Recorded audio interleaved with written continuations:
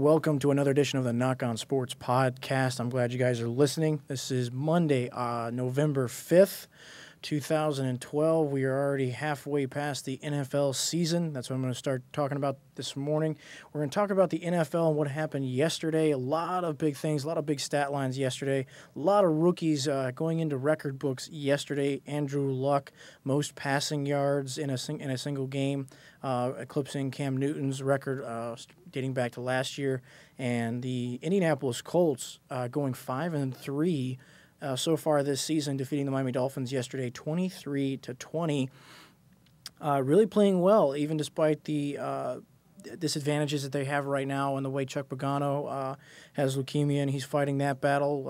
I pray for him and hope he gets better. Hopefully the chemo does everything it needs to, and hopefully he can be cancer-free once he's done with his chemotherapy and done with everything there. But he's got a team that's playing exceptionally well right now. Andrew Luck is looking exactly like we all thought he would be.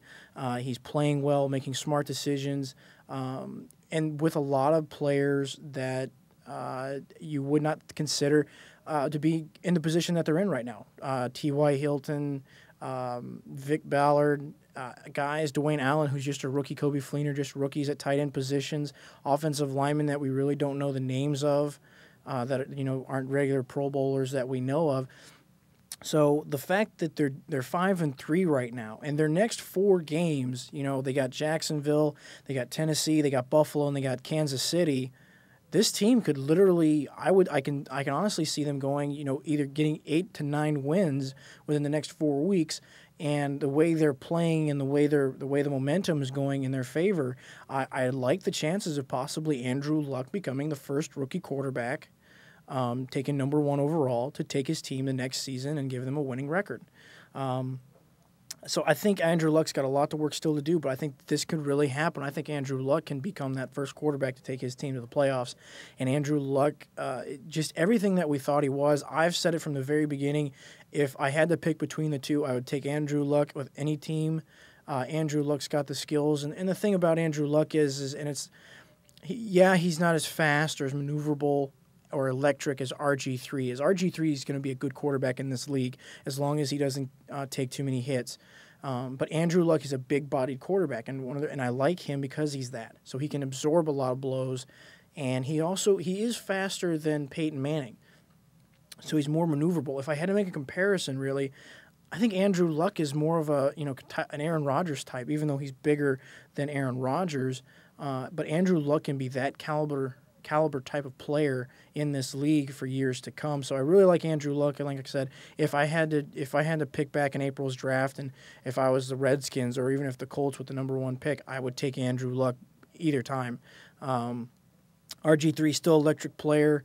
They suffered a defeat yesterday. That kind of goes in the next topic. Mike Shanahan. It sounds like he's already given up on the season. I'm not sure why just yet, even though the Redskins are only 3-5, but just the way they've been losing ball games of late, it's just, I guess for him, the way his evaluation process is, he doesn't know if he can take this team to the playoffs. And I don't know if that spells disaster for his job, but I think that really puts him on the hot seat, and Daniel Snyder could easily make a change because he hasn't really improved the Redskins. They're still towards the bottom of the NFC East the last 2 years that Shanahan's been at the helm. I don't know. Shanahan may lose his job this season, and they may put in a new coach, or Mike Shanahan will go into next season on an extremely, extremely hot seat, and he could, if they don't show up by midseason of next year, he could be fired mid-season, along with his son, Kyle Shanahan. So I think the Redskins are in a lot of trouble right now. I don't think they're quite out of it. They got to find something to rally behind. RG3, he still played well yesterday. He didn't turn the ball over. They had enough chances to win. They just weren't able to, put the ball in the end zone enough times to beat Carolina, and the Washington defense just gave up too many big plays to Cam Newton. And to be honest with you, the defense is really hurting. They've lost a lot of playmakers to injury, Brian Orakpo being one of them. The defense is they're under stress, and even though they're one of the worst pass defenses in the league right now, It's still not a bad defense. They stopped Cam Newton, held him to only 21 points. So it should be very interesting to see where this team goes moving forward. But yesterday, Shanahan said, obviously, we're not out of it statistically. Must-win games give you a chance to play for a playoff spot when you're 3-5, and it's got to be a must-win to get in the hunt. Now, you're playing to see who's going to be on your football team for years to come, and now we get a chance to evaluate players and see where we're at. See, I didn't have anything wrong with the first part of his comment, talking about we're not out of it statistically, they're must-win games, but the second part of his comment, now we got to see who's going to be on our football team for years to come, and we got a chance to evaluate players. That sounds, from a coaching perspective, that you've already given up on the season, because a lot of times you're going to hear those remarks towards the end of seasons where coaches either could be on the hot seat or coaches are looking towards next year, and they're looking at, okay, what can we keep from this season? Who are really good players, and who do we need to address, and who are players that aren't going to be around next year?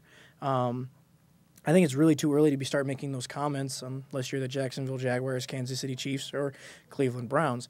But Washington, they're not out of this thing yet. I mean, the NFC East really is a toss-up division, and the Redskins beat the Giants last year twice. So the Redskins could definitely play a factor if they can win their remaining games. They still got games against the Cowboys, the Eagles, and one more against the Giants. I think if they can get this ship turned around, start playing well, get the running game going again, this team really could make a run for the playoffs if they can just find something to rally behind. And I think RG3 really has to start leading that team. And not saying that he hasn't already, but I think he's got to find something to rally this team, because I really think this team is looking towards RG3 already as a rookie. To make things happen and to get them in the right direction. So I really think it's up to RG3. This team goes as far as RG3 can take them.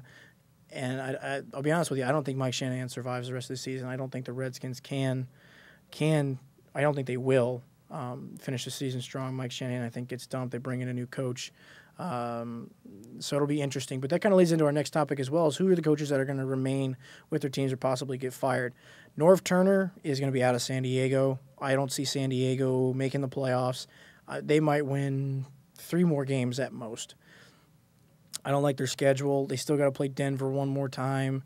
They're going to get wins against KC, obviously, and they might win one against Oakland. But I don't like where this team's going. I mean, they lost to Cleveland. They're on their bye. The offense just isn't there. Phillip Rivers, I don't know if it's just not a rapport with his receivers or tight end. I don't know what's the problem with their offense, but they're just not in tune. And as you saw yesterday, Vincent Jackson, I don't know how San Diego let this guy go and not pay the man, because Vincent Jackson is doing wonders for Tampa Bay's offense, and Tampa Bay's offense is just playing outstanding so far with him in the lineup. But Norv Turner's going to be gone for San Diego. San Diego's going to be looking for a new head coach.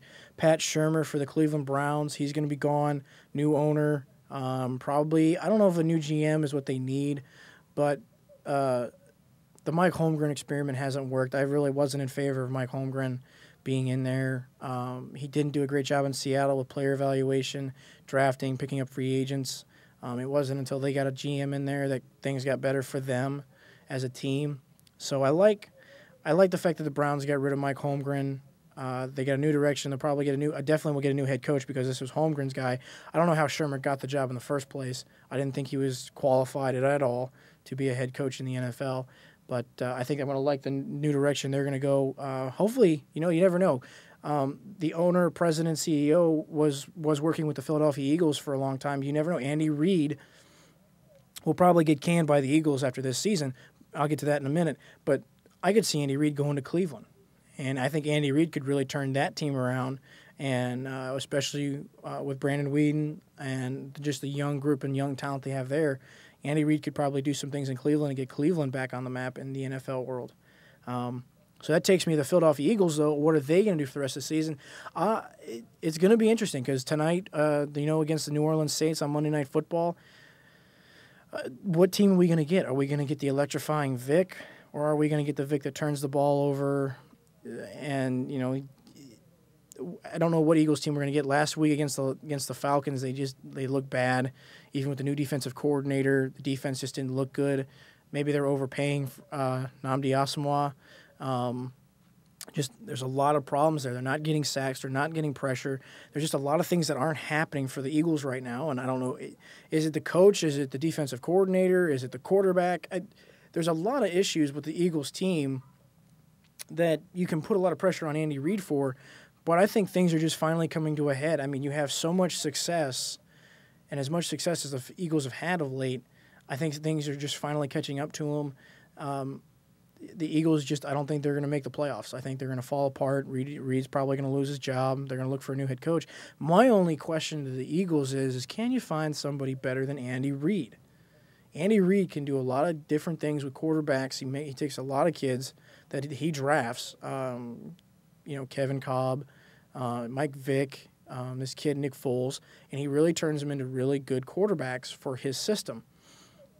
So if I'm the Eagles, I got to look at the NFL coaching landscape and say, okay, if we're going to fire Reid, who's going to be better than him?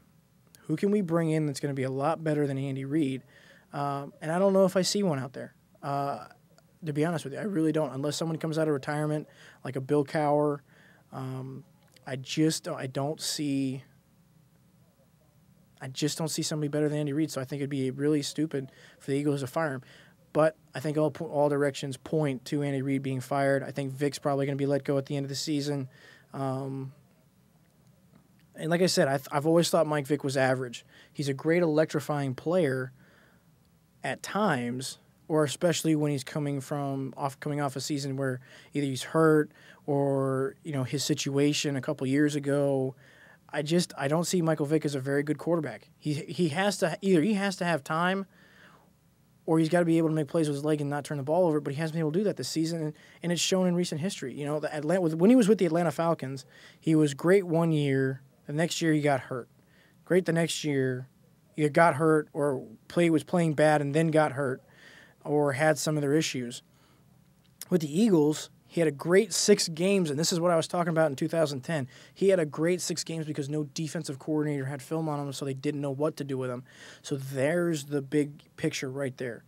Mike Vick is best when defensive coordinators don't know how to prepare for him, and right now in this league and this way he's been playing, defensive coordinators know how to gang up on him. I know the people are always telling me the Eagles don't have a good offensive line, and that is a problem. But if that's the problem, Mike Vick should be escaping out of the pocket. He should be running. Should be passing. He's got Deshaun Jackson, Jeremy Maclin, and LaShawn McCoy. So there's a lot of issues. It's not just on Andy Reid. It's Michael Vick as well.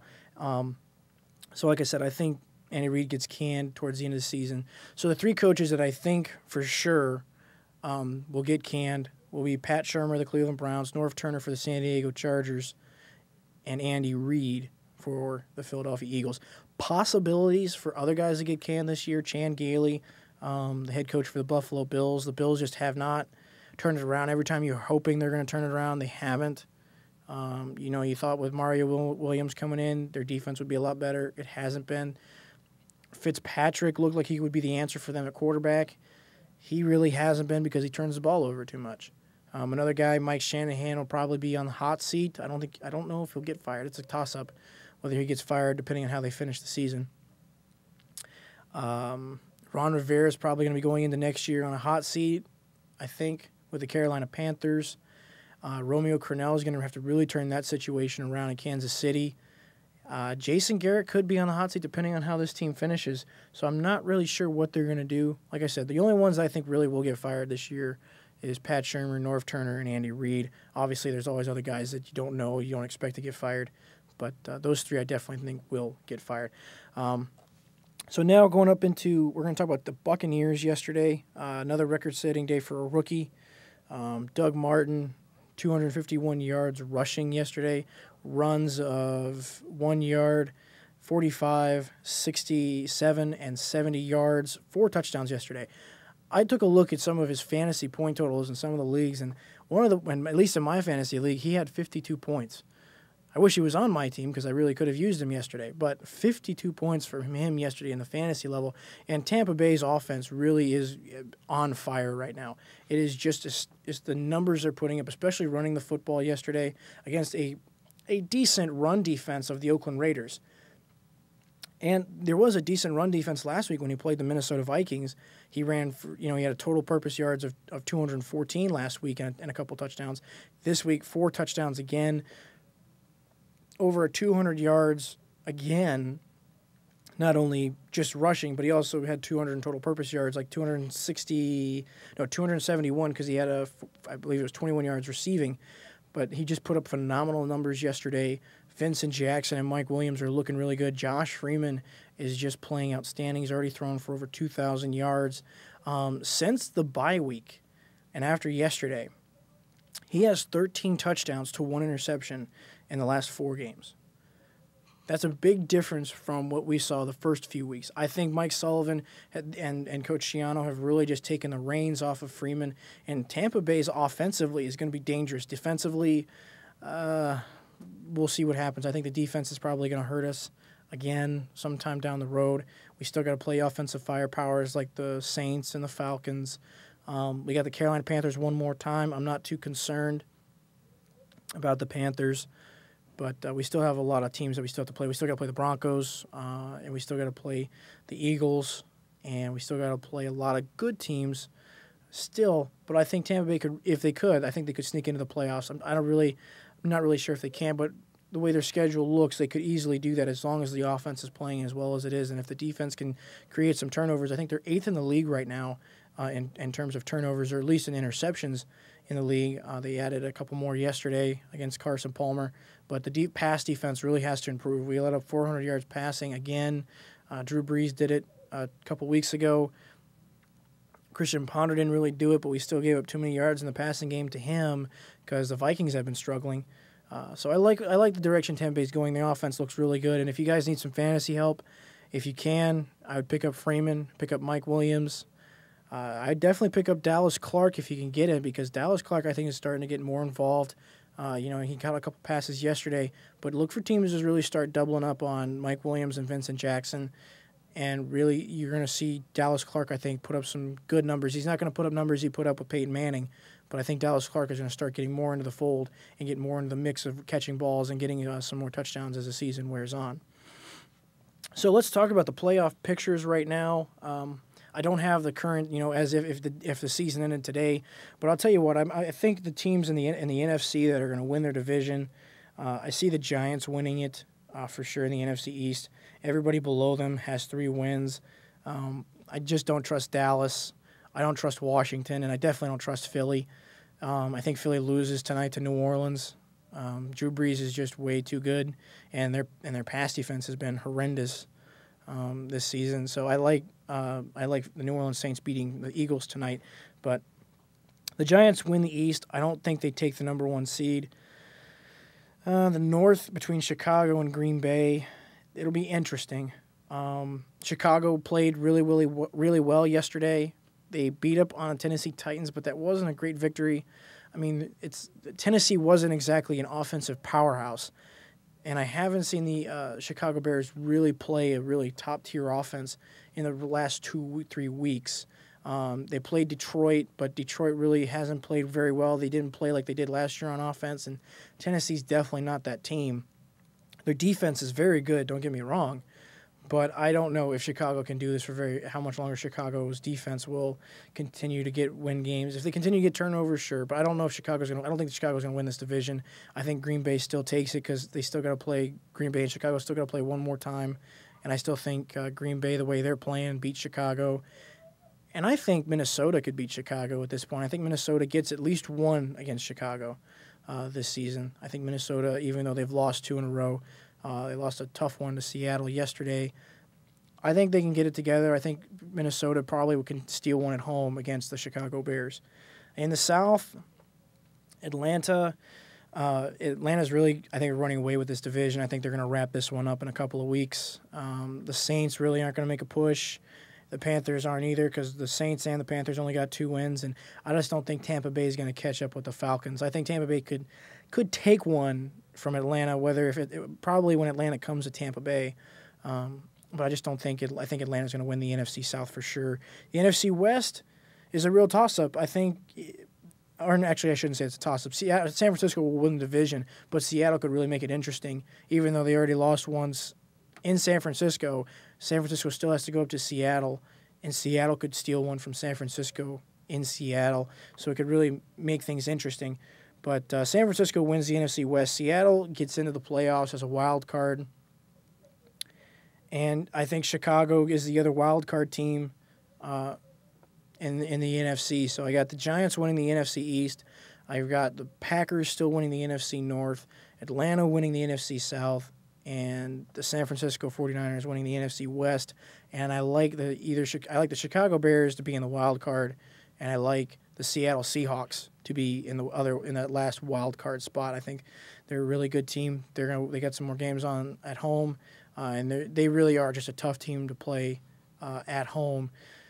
So I think they can definitely get into the playoffs, and they still have a favorable schedule, I think. So Seattle's going to be my other wild card team. Tampa Bay, Minnesota, those teams could get in there. Arizona might get into the mix in the hunt, but I'll be honest with you, like I said, Seattle and Chicago are probably the two teams that I think are going to definitely make the wild card. Definitely Chicago. Chicago's playing really well. I don't know if I think Chicago's going to lose one or two games, and that's just enough for Green Bay to slide ahead of them in terms of the division. So I like Chicago, like Seattle in the wild card. So the AFC, that one's a bigger, more jumbled picture right now. New England's at top 5-3. Miami's 4-4. I don't think the Jets are really going to make any difference, and neither are the Buffalo Bills. Baltimore and Pittsburgh at the top. But the way Pittsburgh's playing right now, I think Pittsburgh's going to beat Baltimore. And Baltimore may even fall out of the wild card picture because I just don't know. But like I said, it's still early mid-season. But I like Pittsburgh to win this division the way Pittsburgh's playing right now, even with all their injuries. Houston is going to win the AFC South. I really like what they're doing down there, and I really think they're a favorite. They're going to be, I think, my number one team in the AFC for sure. Denver is going to take the West. San Diego, Oakland, and Kansas City. I'm not even going to worry about. San Diego's going to fall apart like they usually do towards the end of the season. So my two teams I think make the playoffs this year are going to be the Miami Dolphins and the Indianapolis Colts. Ryan Tannehill and Andrew Luck are just playing really well. They both got really luck he's got some defense. He's got Rasheed Mathis and Dwight Freeney, but Miami, they've got a really good defense, and they had the best third down percentage in terms of defense. So if you can get off the field, that's doing really good things for your offense, and Ryan Tannehill is playing well in a close game yesterday. So I think the Dolphins and the Colts will be the wild card teams for the AFC. So like I said, New England in the East, Pittsburgh in the North, Houston in the South, and Denver in the West. And the Miami Dolphins and the Indianapolis Colts taking the AFC wild cards. The final thing I want to hit on is college football. We're going to look at just a top 5 right now in the BCS. Who's going to play for the national championship? I'm going to go ahead and just put it out there. Alabama's a lock. I mean, it would really take something drastic for Alabama not to be in the BCS championship game, because all they have are games against Texas A&M, West Carolina University, and Auburn. Texas A&M could be a threat because they are a good team. I like what Kevin Sumlin's doing in Texas right now for the Aggies. Texas A&M is a good team, and they're going to get better. I just don't think they have enough right now. They get going really well early in games, but towards the end of games, that's where they kind of fell apart, because they fell apart against Florida. They fell apart against LSU.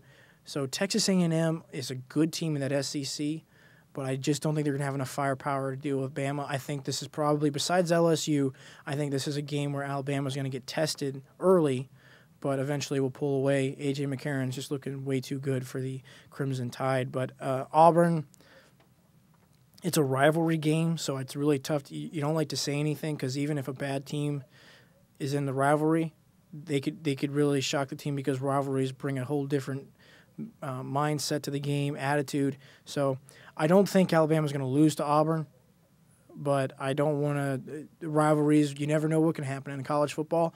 Rivalry games can upset people and upset title hopes. So we've seen it before. It could happen again, but I doubt it. I like Alabama to be in the national championship game. So who's going to be their opponent?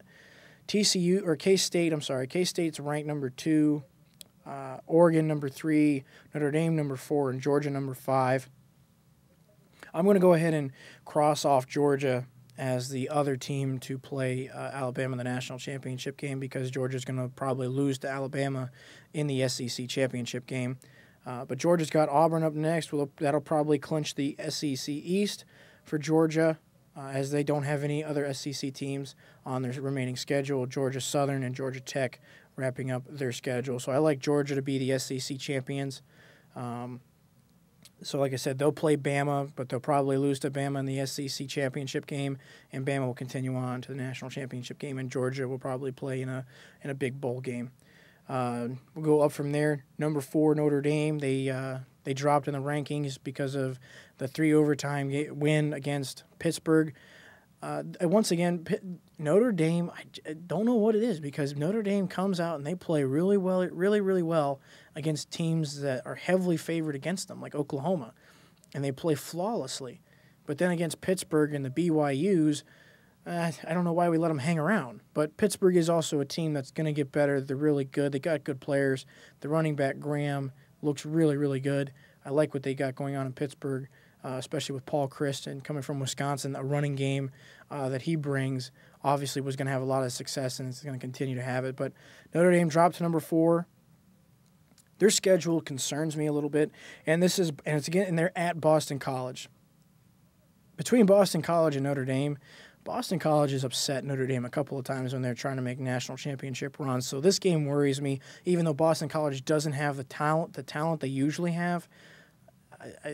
Boston College still worries me a little bit because Pittsburgh wasn't supposed to hang around with us, but we let Pittsburgh hang around with the Irish, and the Irish had to pull out an extremely lucky victory to remain undefeated. They've got Wake Forest and then a big matchup against USC. Wake Forest really doesn't concern me. It's an ACC team. I think Notre Dame is probably going to get a fight with them early, but I think Notre Dame probably pulls away in preparation for the big game against USC. If Notre Dame can win out the remaining part of their schedule and defeat USC, Notre Dame will be in a BCS bowl, but I don't think it'll be the national championship game. I really don't. I think even though they've had a really good schedule, their schedule favors them. The margin of their victories against ranked opponents really does help them as well. But I just think this Pittsburgh win, or winning over Pittsburgh by 29-26 in 3 overtimes, I think really sets the title hopes back, because they should not have let Pittsburgh hang around. So I think Notre Dame wins out the rest of the way. They'll play in a BCS bowl game. Even if they do lose one game, I think they're still going to play for a BCS bowl game. I think they're a really good team, just the way they're playing, especially on defense. So we'll move on to Oregon. That's ranked number 3.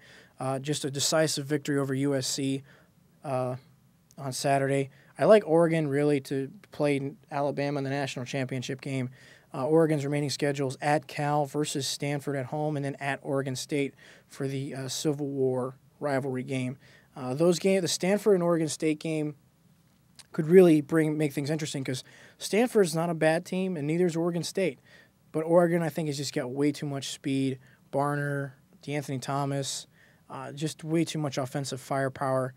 But Oregon has been, in the last couple of years, that team that either loses one early in the season or loses one towards the end of the season when they're so highly ranked. So Oregon's got a tough road ahead. Oregon and K-State, I think Kansas State have the two toughest roads to get through to go to a national championship game. I think Georgia and Notre Dame really don't have as tough a schedule. But Oregon, they got number 14 Stanford, number 11 Oregon State. Those are going to be tough games. I think Oregon still pulls it out. K-State, ranked at number 2. They got at TCU, at Baylor, and then Texas. That game is going to be those games are going to be interesting, because TCU definitely got some defense. They got offense. Baylor's got nothing but offense. And Texas is a toss-up, because you don't know what kind of Texas team you're going to get. So it's a real toss-up. I don't know if K-State's going to continue on. I don't like K-State playing Alabama. I like Colin Klein as a quarterback. Hopefully he can play this weekend. I just don't like K-State's chances going into the national championship game. I think the most favorable matchup and the best matchup that we all want to see as fans in the BCS National Championship is Oregon and Alabama. That would be a tremendous national championship game. That one definitely everybody would be watching around the country. Speed versus speed. DeAnthony Thomas, Barner versus Alabama's defense. That would be an exciting game if you ask me. So I think Oregon's going to win out. I think Oregon plays USC or UCLA. Those two teams still have yet to play that game. It's always towards the end of the season. But I think Oregon, either way, wins the Pac-12 championship, and they move on, and I think they're going to play Alabama. K-State has a really good run. I think that game would be really interesting. I think I'd like to see K-State versus Notre Dame in a BCS game. So I think that would be a really exciting game in a BCS bowl, whether it be the Tostitos or the Sugar Bowl. I think that would be a really exciting game to watch. But I really like Alabama versus Oregon in the national championship game. So that just about wraps up our show, guys. You can also hear me on 89.3 and 90.3 on the radio, 89.3 in Northern Brevard, 90.3 in Southern Brevard. We're going to be at Cocoa this week for the annual Barbecue Bowl. Rockledge takes on Cocoa. Great rivalry, a lot of rivalries this weekend in high school sports as we get ready for the FHSAA 2012 football playoffs. Those will be next week. We're still working on a location, whether we're going to be traveling to Ocala or we're going to be traveling with Rockledge down to Belle Glade. So a lot of travel plans still being worked on, but like I said, guys, just really tune in to 89.3 Northern Brevard and 90.3 in Southern Brevard for the Friday Night Locker Room. Myself, Steve Wilson, and Orville Sousson calling all the action in high school football high school football. Should be really exciting this weekend. Cocoa versus Rockledge, annual barbecue, and I can't wait to get my hands on some barbecue this Friday. So like I said, guys, thanks again for listening. Hope you guys enjoy the weekend of sports. We'll have another show this Friday. Look for it on my YouTube and Facebook page and Twitter page. Always looking for new followers. And if you guys got any questions, just let me know. I love to answer questions on the podcast, fantasy related, or just predicting who wins the weekend matchups. So like I said, guys, I do appreciate you listening. Have a lot of fun this week. All the victims of Hurricane Sandy, we're praying for you, and hopefully you find relief and can get things rolling again and trying to find some normalcy in your guys' lives. I know hurricanes really can devastate them. I've been through them. My prayers go out to all the victims of Hurricane Sandy. So, alrighty, folks, enjoy this week. Look forward to talking to you on Friday. This is the Knock on Sports. I'm knocking out.